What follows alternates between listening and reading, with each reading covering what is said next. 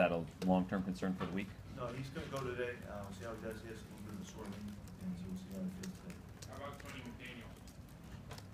Yeah, he's going to get some work here later in the week, so his shoulder's coming out. We missed yesterday. They both look like they're on track for Sunday, though? I don't know that till practice. We'll wait and see. Peter, you talk a little bit about at what point you started to become comfortable with the way things were going here in Seattle. At what point you really started to see the vision of the team you wanted? That's a good question.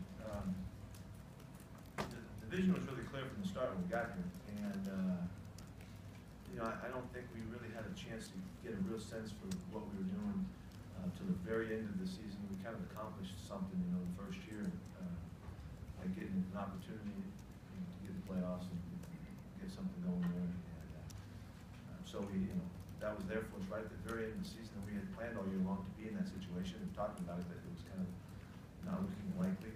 And when we had the chance, we played well, and we got a couple games there and got going a little bit. And I think that was the first time we felt like something that we had set kind of out there for the players kind of came to us, and we were able to take advantage of kind of that. I think the mentality that we could handle it if it came. That was the start. And some of the guys that were with you from the beginning said that really took until about the midway point in 2011 until they felt like the identity and kind of what you guys wanted to do really took hold. Do you agree with that? Yeah, they know, I guess. If they felt it, that sounds good. So what do you look for in receivers as you kind of been building this core of guys? Because it's kind of a really unique mix of guys. That's the right word. We've always looked for unique qualities. Receivers come in all shapes and sizes. And, they all have, they can have their own style and all of that. We're just trying to find guys that we thought would really battle and be tough and compete the way we wanted them to. And we would try to make the best of the talents that they brought. That's kind of how we look at it in general, and it applies maybe a little more clearly in the receiver position when you get guys that can be from the small and fast guys to the tall guys and all of that. So, but it's always been about the competitiveness first. That's what we're looking for, and then we'll figure out what their talents are.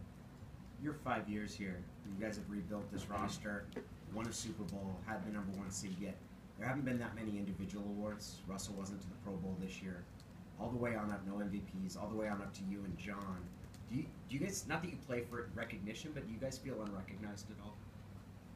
No, I don't have that sense. The fact that maybe John hasn't been recognized in doing all of the things that he's done, he has done an incredible job from the beginning. First, just putting up with all my stuff and getting along with what we were doing. He adapted quickly and we put our minds together and went after it. But then from that point, John has just worked tirelessly to continue to compete, to find guys to make this a healthy, competitive roster. And the hundreds of changes in the first year was just trying to find guys.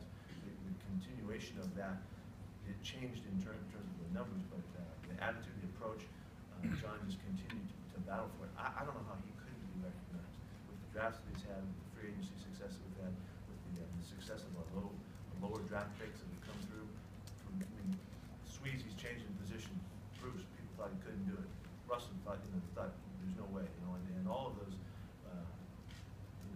feelings have been, turned into a whole different direction in his insight and his ability and really the creativity that he brings. Couldn't have been more obvious. So, but that, like the rest of us, we're just playing the game and we're a team. But I think his situation here really should stand out and it should be recognized. The 200 moves, I think you guys had over 200 your first year. Did you ever wonder if it was going to stay like that? It was going to be the constant There was no way. There was no way. The guys just shuttled into the airport could not have had it. They couldn't sustain that. But that was just a statement of how we were going to go about it. And the thing I think that John really jumped on was every single turn that there is there for an opportunity to find a player. All of the little transitions that take place, he's going for it like it's the only opportunity in the world. And that nature and that competitiveness has really just been part of our whole makeup.